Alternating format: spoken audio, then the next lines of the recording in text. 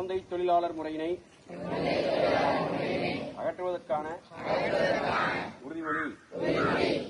இந்திய அரசியலமைப்பு விதிகளின்படி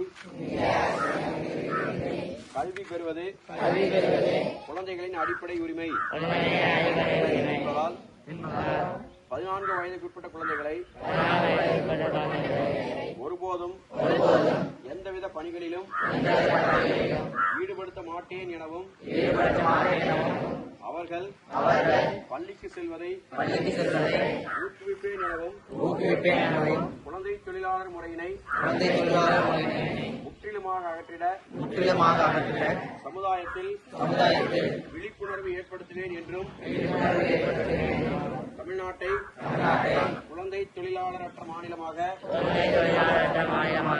மாற்றுவதற்கு என்னால் இயன்றவரை பாடுபடுவேன் எனவும் உளமாற உறுதி கூறுகிறேன்.